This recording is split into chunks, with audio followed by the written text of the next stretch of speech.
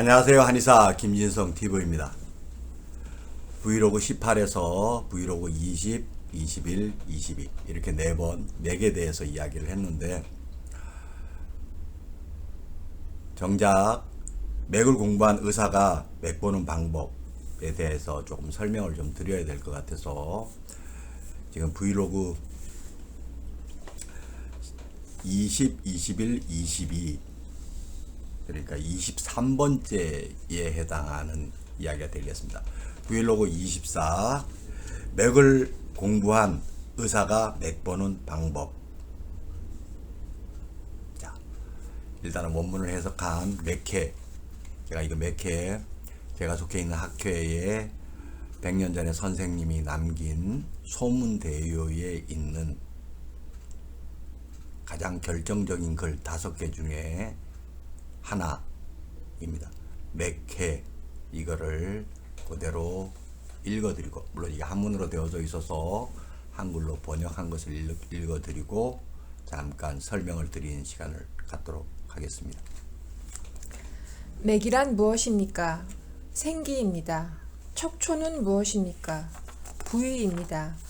병을 다스리는 데에는 기묘한 것이 있으니 반드시 생기를 살펴야 합니다. 생기에 징후가 있으니 척촌에서 이것을 헤아릴 수 있습니다.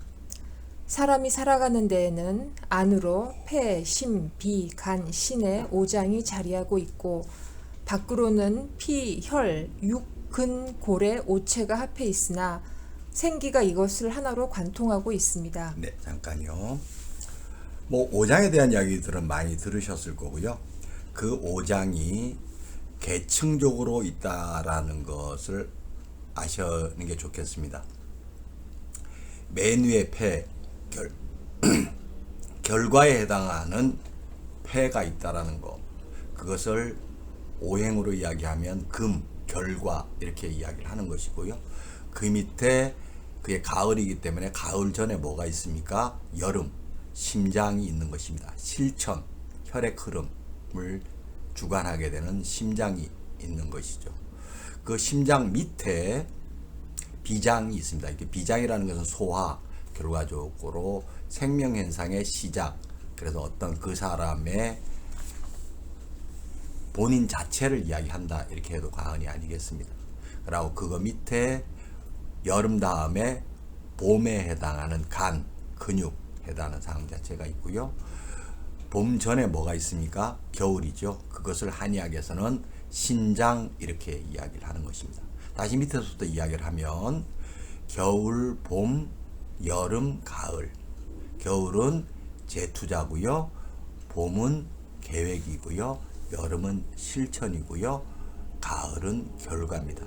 그것을 다시 재투자해서 이렇게 끊임없이 생명현상이 돌아가는 것처럼 5장은 이렇게 계층이라고 이야기하는데요. 위에서부터 밑에까지 순서가 있는 것입니다.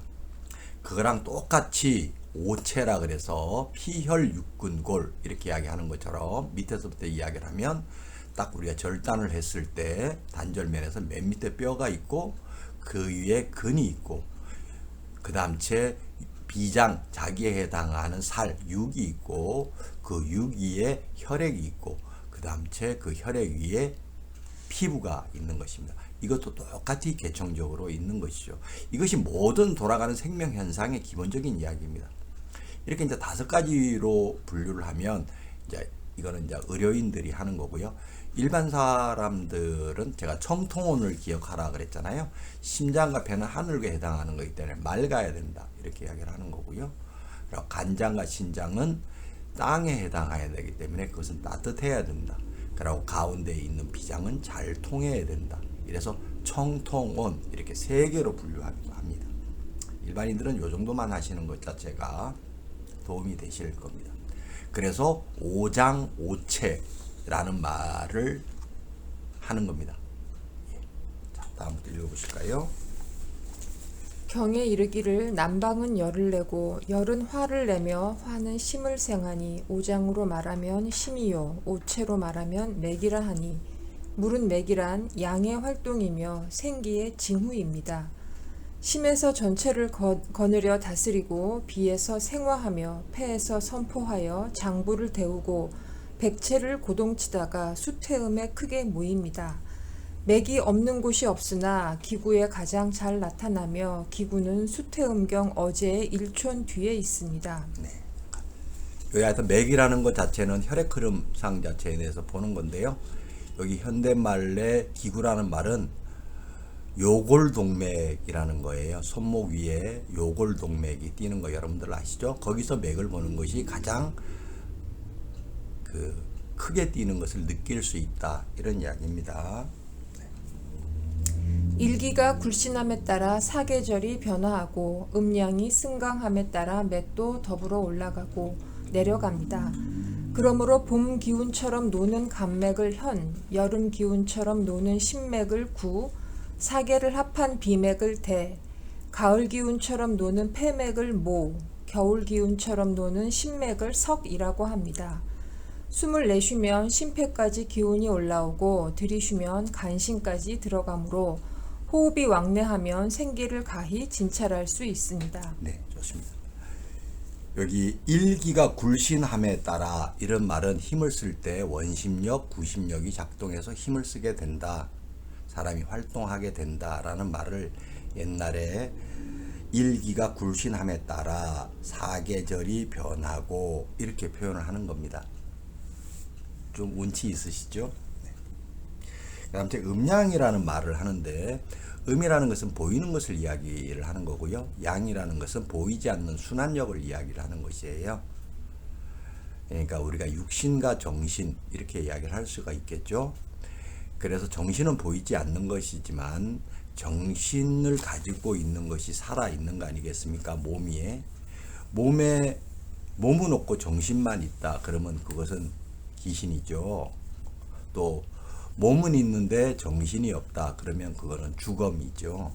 그래서 정신과 육체가 연결되어져 있다라는 말이 음양이 승강함에 따라, 이렇게 옛날 말로 표현하는 겁니다. 음양이라는 말을 일반인들이 조금은 거부감을 가질 수 있는 상황 자체가 돼서 보이는 것과 보이지 않는 것, 이렇게 제가 이야기를 드리겠습니다. 그리고 나서 이제 맥에 대한 이야기를 나오죠. 간은 현이라는 건 검은 것처럼 탕탕, 근육이 탕탕해야 될 거 아니겠습니까? 그러나 여름, 심장은 구, 이제 이 구자가 갈고리 구자인데요. 뭐를 이렇게 탁, 그런 거죠. 우리 지금 따지면 포크레인 이런 거 생각을 하시면 됩니다. 그리고 사계를 합한 비맥을 대라는 것은 대의민주주의 할 때 대신한다, 이런 뜻이죠. 전체적으로 어떠한 통제하는 기능이 있다, 이런 이야기겠죠. 대자고요. 가을의 폐맥을 모, 털모자인데요. 털처럼 이게 살아있는 털, 우리가 뭐 오리털 박하라든지, 그참 옛날에 여자분들이, 기부인들이 여우 목도리라든지, 이거 다 털 아니겠습니까? 그 털상 자체가 가지고 있는 그 부드러움, 그리고 인공 가는 실에서 낼 수 없는 그 윤기, 이런 거 아마 다 잘 아실 것입니다. 폐는 그래야 된다라는 것을 이야기를 하는 겁니다. 겨울처럼 노는 것을 신맥을 돌석자를 쓰는데요. 우리가 큰 바위 얼굴 이렇게 하듯이 원래 겨울은 든든한 맛이 있어야 됩니다. 뼈가 든든해야 되지 않겠습니까? 그런 것을 현, 구, 대, 모, 석 이렇게 이야기하는 겁니다. 다시 한번 이야기할게요. 현, 구, 대, 모, 석. 기억하시면 좋겠습니다. 그러므로 제일 밑에 깊은 곳을 척이라고 하며 안쪽에서 신을 진찰하고 바깥쪽에서 소복을 진찰합니다. 그 위를 손가락을 붙인 채 위로 든다고 부상이라 하니 위로 첫째 층의 안쪽에서는 간, 바깥쪽에서 격을 진찰하며 둘째 층 안쪽에서 비, 바깥쪽에서 위를 진찰합니다. 또 그 위를 손가락을 붙인 채 더 위로 든다고 상부상이라 하니 위로 첫째 층의 안쪽에서 심, 바깥쪽에서 전중을 진찰하며 둘째 층의 안쪽에서 폐, 바깥쪽에서 흉중을 진찰합니다. 자, 우리가 이제 모든 시작은 엄마에서부터 시작이 되잖아요. 엄마의 뱃속에서부터 시작이 되잖아요. 그런 것을 한의학에서는 신장 이렇게 이야기를 하는 겁니다. 그러니까 물이라고 보통 하는데 수가 만물의 뭐 출발 이런 이야기도 하지 않습니까? 그래서 맨 밑에 꾹 누르면 뼈가 느끼게 되고요. 거기서부터 살짝 4번을 드는 겁니다. 그러면서 간, 비장, 심장, 폐맥을 보는 겁니다. 그리고 그것 자체가 표현되어 있는 바깥에 있는 것들 상 자체를 우리가 소복, 그 다음 격, 그 다음 위, 그 다음 전중, 흉중 이렇게 이야기하는데 이 전중이라는 말이 조금은 낯설 수 있을 것 같아요. 전중이라는 말 자체는 심장이 띄어져 있는 곳 그것을 전중이라 그럽니다. 그 위에를 흉중이라고 이야기를 하고, 그러니까 이제 현대적으로는 그걸 가슴이라고 보통 이야기를 하는 거죠. 그래서 전중과 흉중이 다 현대적으로는 가슴이라 그러는 건데, 전중은 약간 밑에 부분 반을 끊어서 가슴을 줄로 반을 꺾어서 밑에 있는 곳 그걸 심장이라고 이야기를 하는 거고요. 그 위에 있는 부분 상 자체를 흉중이다 이렇게 이야기를 하는 겁니다. 예. 심폐는 위에 있으므로 위층에서 진찰하고 간신은 아래에 있으므로 아래층에서 진찰합니다. 흉격은 앞에 있으므로 바깥쪽에서 이를 헤아리고 위신은 뒤에 있으므로 안쪽에서 이를 헤아립니다. 상하의 깊이는 천지와 좌우의 충수는 강류와 내외는 전우와 각각 짝이 되며 상중하에서 5층을 보고 오맥이 각기 음량이 있어 열이 되니 이름하여 척촌이라 합니다. 5층은 서로 어우러져서 그 이치가 잘 갖춰져 있습니다. 따라서 맥의 바깥 테두리에서 소복과 전중, 흉중과 육부를 살피고 맥의 안쪽에서 오장을 살피며 위쪽, 얕은 쪽으로 갈수록 흉후의 상황이 나타나고 아래쪽, 깊은 쪽으로 갈수록 소복, 요, 고, 슬, 경, 족의 상황이 나타납니다. 자, 오장육부라는 말을 제가 조금 설명해 드릴게요. 오장이라는 말은 실이불만 이렇게 표현합니다. 안에가 꽉 차져 있으면서 그 상황 자체 내에 통로가 되지는 않는다 이런 이야기예요. 그러니까 간신, 비폐신 그러면 그 안에가 꽉 차져 있는 상황이죠. 육부라 그러는 것은 많이 부실이라 그래가지고 꽉 차져 있지 않지만 통로가 되어서 거기에 뭐가 들어올 수 있다 이 말이에요. 오장육부는 완전히 구별해서 이야기를 하는 것입니다. 그리고 그 오장육부가 각각 표현되는 부분 사항 자체를 소복, 요, 고, 슬, 경, 족 이렇게 이야기하는데, 뭐 소복, 요, 고라는 것은 엉덩이 이렇게 생각을 하시면 되고요. 슬은 무릎이고요. 요 경이라는 것 자체의 말이 이게 이제 경골 보통 이제 이야기하는 건데요. 그게 뭐냐면 장단지라는 표현이에요. 족은 발을 이야기하는 거고요. 자, 또 넘어갈까요?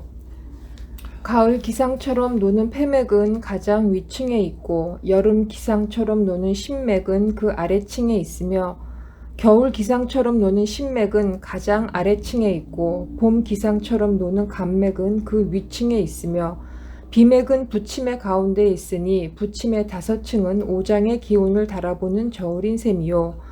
지삭은 오장이 찬지 더운지를 나타내고 세대는 오장의 성쇠를 나타내며 활색은 오장 기운이 막혔는지의 여부를 나타냅니다.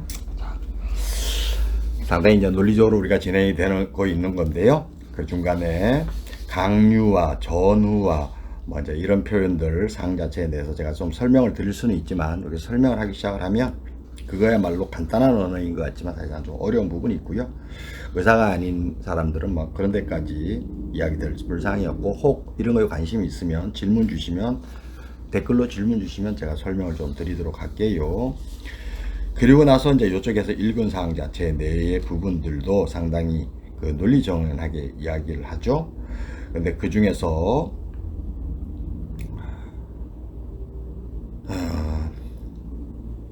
부침, 뭐 뜨고 가라앉다 이런 이야기죠. 그 다음 또 나라면 지삭. 지는 늦을지 삭은 빠를 삭자래요. 빨리 뛰고 맥박수가 빨리 뛰는 사람이 있고 천천히 뛰는 사람이 있잖아요. 그것은 오장이 찬지 더운지를 나타내는 거라고요. 세대, 가늘고 큰 거, 이거는 오장의 성세를 나타내는 거고요. 활색이라는 표현이 조금 한데, 이게 미끄러지는 것 같으냐, 이게 까칠까칠하느냐를 활색 이렇게 이야기를 하는 겁니다. 한문으로 돼 있어서 그게 오장의 기운이 막혔는지 이런 것을 파악하는 여부예요.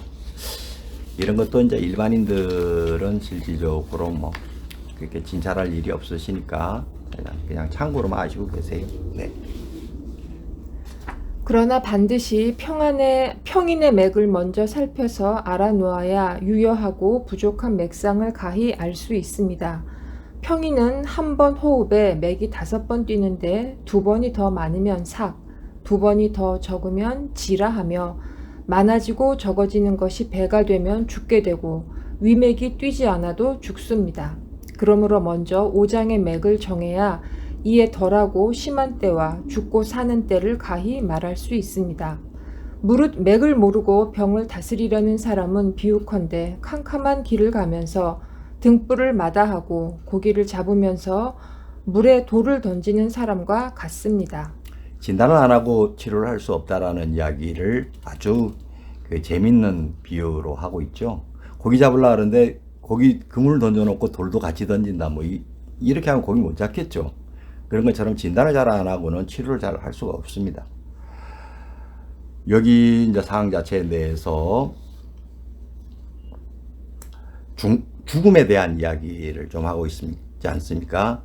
의사들이 환자가 왔는데 치료는 못 해줘도 왔는데 죽었다 이러면 큰일 나죠. 네? 큰일 나죠. 그래서 그 죽는 것 자체가 2가지 있는데 위맥이 뛰지 않으면 그거는 살기가 어렵죠. 현대에서는 이제 수액을 투여하면서 그거를 갖다 호스피스 상황 자체 병원에서 사실상 관리를 하지만 그것은 살았다고 이야기하기 어렵죠. 그 다음에 또 한 번이 뭐냐면 맥박수가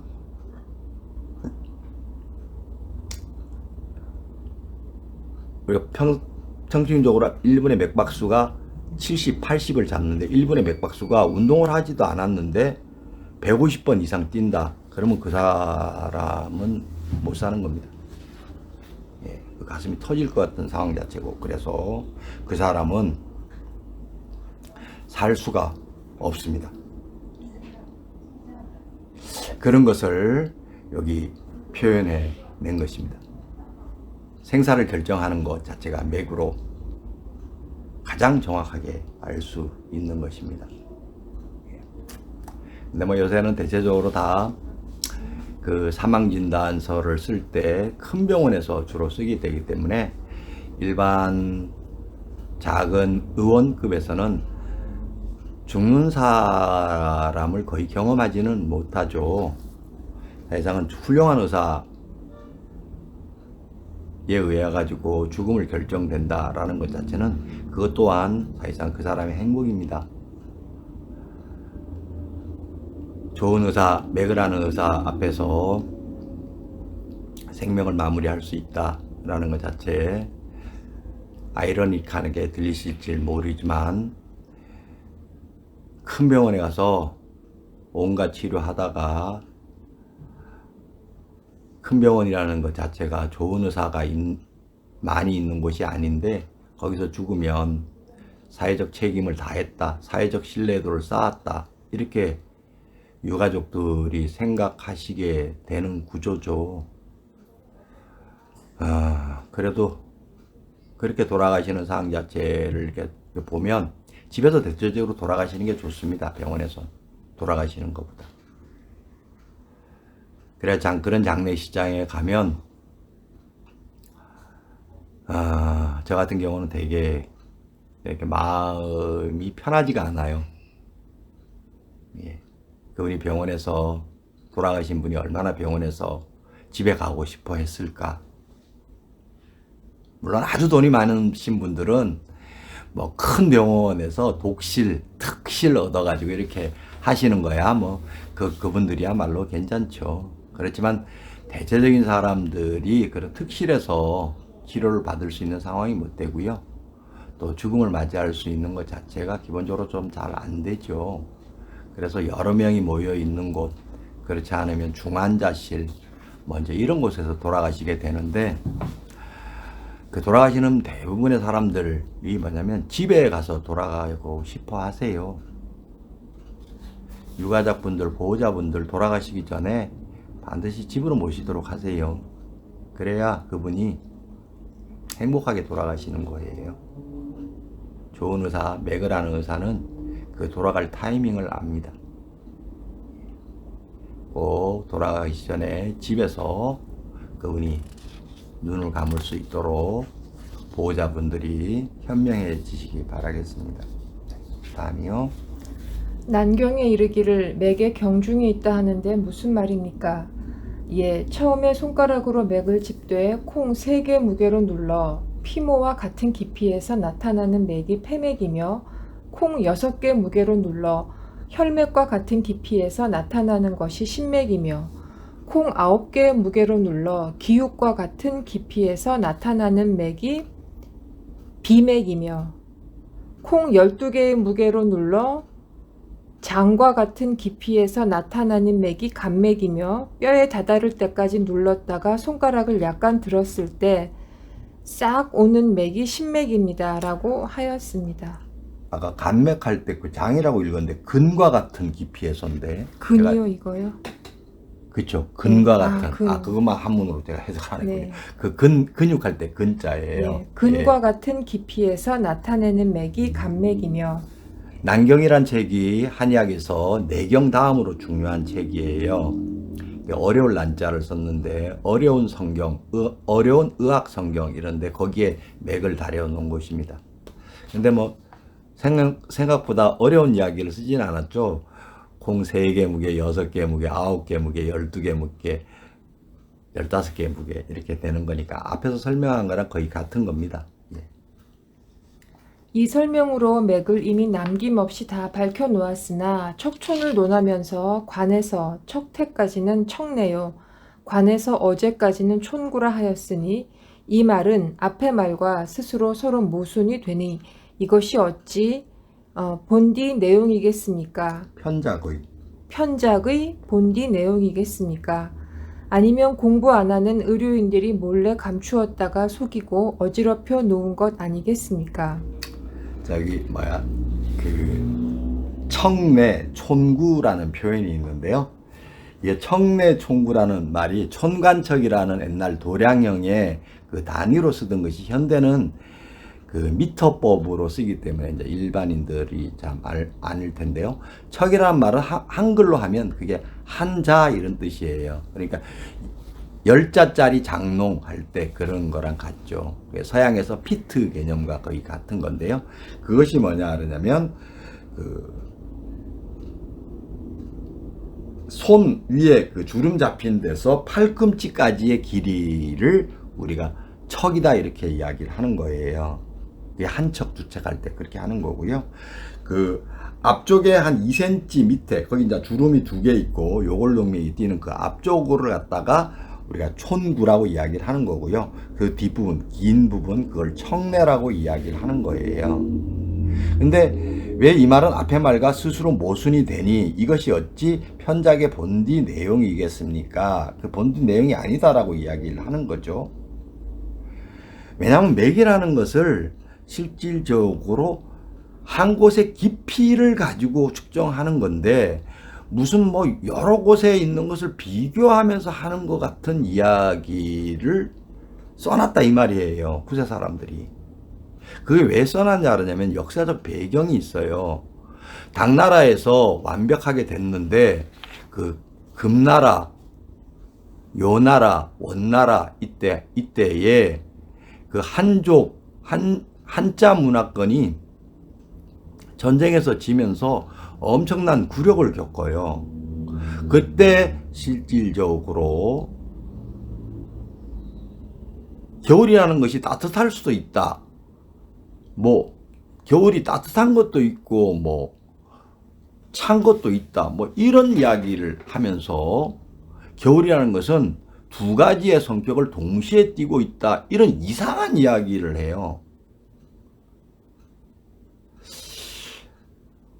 그러면서 이게 이제 이 파급 효과가 어떤 건지 지금 일반인들은 잘 안 오겠지만 그것이 뭐냐 그러냐면 5라는 숫자를 6으로 확대시키는 이야기를 하게 되는 겁니다. 그래가지고 거기에서부터 그 거짓말을 하기 시작해요. 겨울이 따뜻해질 수 있다. 이제 이 말을 한 것 자체가 무슨 이야기냐 그러냐면 원나라나 금나라나 이런 상황 자체 내에서 자기네들이 한족이다 이렇게 뻐기면서 사는 것 자체가 가능할 수 있다 이런 이야기예요. 이게 조금 안 와닿으시죠? 그 당시의 시대에서는 소위 말해서 주권을 잃은 국민들, 주권을 잃은 어리석은 귀족들은 지배를 받으면서도 본인이 뭔가 지배를 한다 이런 논리를 만들려고 했던 거예요. 그러면서 의학에서도 고스란히 그러한 생각들 자체가 전달이 되면서 가짜가 판을 치는 세상이 된 겁니다. 그게 서양도 비슷해요. 그 십자군 전쟁이라는 고상 자체에 대해서 종교 암흑기 이렇게 이야기하는 것처럼 이 한자 문화권에서도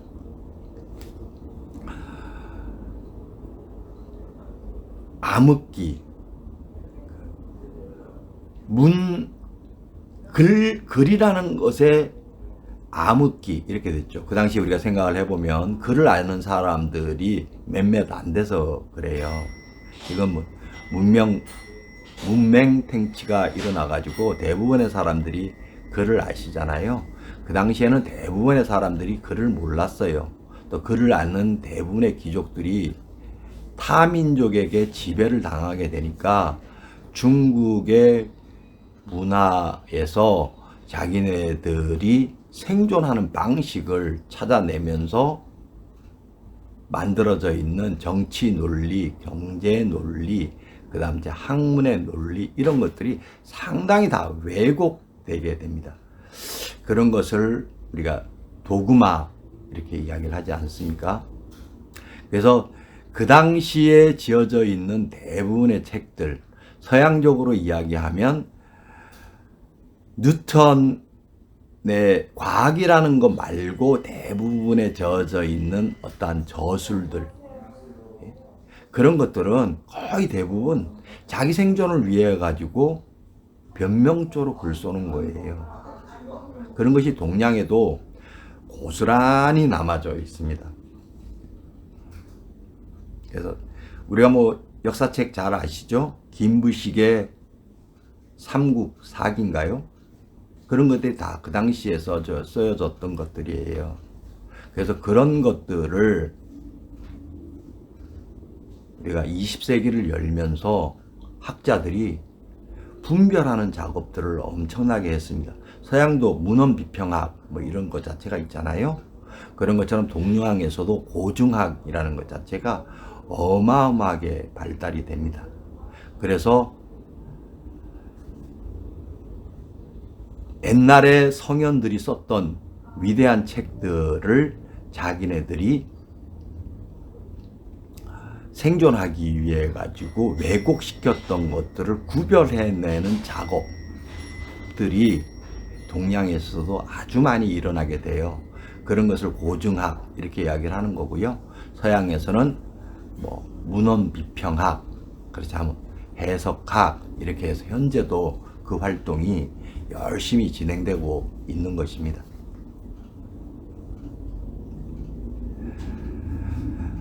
근데 참 우리나라는 애석하게도 20세기를 열 때 일본에 우리가 병탄을 당했잖아요. 그러면서 1948년도에 대한민국을 살폈죠. 그러면서 일종의 일본에 36년 했을 때는 그것이 대한제국의 시대입니다. 그래서 그 대한제국에서 공부를 열심히 할 수 있는 그 토대가 기본적으로는 한반도에서는 이루어질 수가 없었어요. 그래가지고 공부를 이제 뭐 일본에서 공부한 사람들도 있고요, 미국으로 가서 공부한 사람들도 있고, 혼자 독학한 사람들도 있고 그렇죠. 그때 이제 대표적인 사람 신채호 이제 이런 분이죠. 그런 분들 말고도 뭐 김옥균이니 또 안창호 선생님이니 이런 분들 다 공부를 열심히 했죠. 또 이시영, 이혜영 이분들이 중국의 신흥 무관학교를 세우면서 또 공부를 계속 이어가려고 그렇게 했죠. 그 중에 대표적인 사람이 석곡 이규준 선생님이에요. 그분의 한 30권 남겼던 대부분의 책을 그걸 소산 이렇게 이야기하는 겁니다. 소산이라는 것은 한문으로 가짜와 진짜를 구별해서 다시 동양에서 내려오는 고전들을 다시 썼다 이런 뜻이에요. 그래서 뭐 사서삼경 소산은 기본이고요. 그 동양에서 내려오는 책 한 30권 가까이를 가짜와 진짜를 구별하면서 고중학상 자체 내에 대학자여서 그것을 다 써놓은 책이 지금 현재도 존재하고 있어요. 그리고 그 당시에 뭐 기측체의를 쓴 분, 그렇지 않으면은 또 이재마의 동의수세본, 20세기를 열기 전에 우리가 소위 말하는 실학이라는 곳의 상황 자체에 대해서 책으로 남겨져 있는 게 많이 있어요. 그런데 그것을 대한제국 시대에는 그것이 전달을 할 수 있는 통로가 이 한반도에는 별로 없었어요. 근데 최근에 와가지고 그 책들을 다시 해석하는 힘이 조금씩 일어나고 있습니다. 뭐 이제 가장 잘 알려진 거는 연암일기 이제 이런 거죠. 또 정약용은 약간 전의 사람이지만 정약용의 어유당 전서 뭐 이제 이런 것들도 있게 다 잘 아시죠? 그 중에 뭐 목민심서라든지, 제가 정약용이 의서를 쓴 막과 해통, 소위 말해서 그 코로나19처럼 전염병을 어떻게 치료한다라는 책을 써놓은 책은 상당한 의학적 실력을 가지고 있습니다. 그 책 정도도 사실상은 읽기가 어려운 정도의 지금 현재 근대화라는 것 자체를 너무나도 이 한반도에서는 초고속으로 진행시켰기 때문에 우리나라에서 가장 지금 심혈을 기울여서 모든 사람이 생각해 봐야 되는 주제, 우리나라는 과연 우리나라 스스로가 근대화를 만들어줄 수 있는 정신, 씨앗이 있었느냐, 이 문제 아니겠습니까? 있었습니다. 여러분들 찾으려고 노력하시면 요새 뭐 인터넷이 워낙 좋으니까 그런 부분들 많이 있고요. 그런 분들 자체가 동학이라는 표현도 있고요. 또 뭐 저 영화관 가다 보는데 군도라고 한 그 영화도 그런 내용상 자체 내 이야기예요. 자, 이쪽에 가서 마저 또 읽으시고 우리가 이야기를 하도록 하겠습니다. 그렇죠. 왕숙하가 맥결을 지을 때 이르러서는 맥을 더 잘게 나눔으로써 이치에서 더욱 멀어지게 되어 참된 말씀이 마침내 숨겨져 버렸습니다. 이 이후로 대부분 의사들이 영향을 받아서 바람소리인지 학울음인지 종잡을 수 없는 맥론이 이르고 닿지 않는 곳이 없게 되었으니 참으로 슬픕니다. 의학이 전수되지 않는 것이 또한 미미한 용과라고 말할 수 있겠습니까? 장차 말을 않고 있으려니 지극한 도가 마침내 없어질 것 같고 말을 다 하자니 천기를 누설할까 두렵습니다. 내가 이런 현실이 너무나 답답하여 간략히 말을 하였으니 만일 능히 이것을 인해서 내경으로 거슬러 올라가 정신의 운용을 얻고 음양의 묘를 추상하여 활용하면 병이 실상을 숨길 수 없고 약이 주요할 것입니다. 소를 보기만 해도 각 부위의 무게를 척척 알아맞히는 사람이 있었듯이 1만 가지 병을 대도 다 다스려내는 것은 각자의 연구에 달려 있습니다. 오직 가로되 가르칠 만한 사람이 아니면 가르치지 말고 참이 아니거든 전하지 말라 하였으니 학문의 이 경계를 절대 범해서는 안 될 것입니다. 수고하셨습니다. 제가 환자가 오는 와중에 환자 진료를 환자들에게 양해를 구하면서 이렇게 방송을 찍는 것이라서 조금 양해해 주시면 고맙겠고요. 여기 왕숙하 맥열, 왕숙하라는 사람이 맥에 대한 책을 쓴 것을 그 제목이 맥결입니다. 근데 그 왕숙하가 대표적인 사람이에요. 맥을 모르는 사람이 맥을 아는 것처럼 책을 쓴 거죠.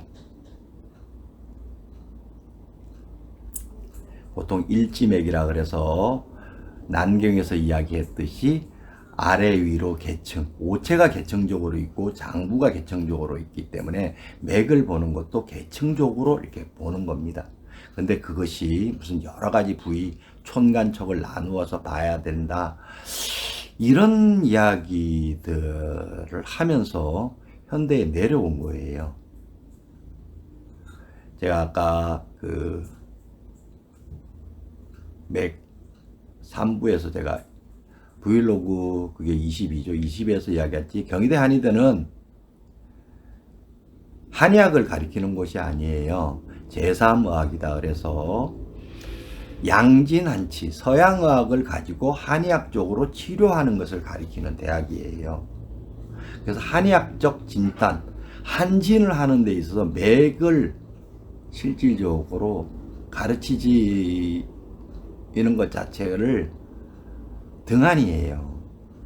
맥에 대해서 아시는 진단학 교수가 없어요. 그래서 석곡 선생님이 써놓은 맥해라는 것 자체도 실질적으로 한의사들 대부분도 이게 아마 처음 보는 문장일 거예요. 그것을 오늘 제가 발음을 좋은 저희 병원의 실장님을 모시고 제가 읽어 드린 겁니다. 이게 사실상 상당히 그 임팩트 있고 너무나도 논리 정연한 글이고 한문으로 되어져 있기 때문에 이게 100년 전에 썼던 글이기 때문에 한의사들도 이거를 이렇게 주면은 잘 이해를 하지 어렵습니다. 그 내용을 제가 이제 이렇게 설명을 드린 거기 때문에 다 이야기는 어렵지만 중요한 것은 의사는 진단을 잘해야 좋은 치료를 할 수가 있고요.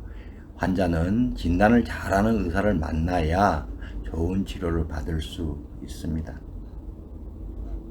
맥이라는 의미가 포괄적인 의미, 소위 말해서 선거를 한다라는 것, 그리고 은행에서 신용평가를 받는다는 것, 그리고 시장에서 가격 결정을 하는 과정, 소비자는 소비자대로, 판매자는 판매자대로, 생산자는 생산자대로, 이런 과정이 맥을 보는 것이다라고 제가 맥의 진짜 의미를 제가 이야기해 드렸고, 의학에서는 구체적인 의미로 진단을 하는 사항 자체 내에 있는 이야기들을, 그리고 그 맥을 아는 의사가 맥을 보는 방법, 그래서 그 원문을 읽으면서 해석해 드렸습니다. 도움이 되시기 바라겠습니다.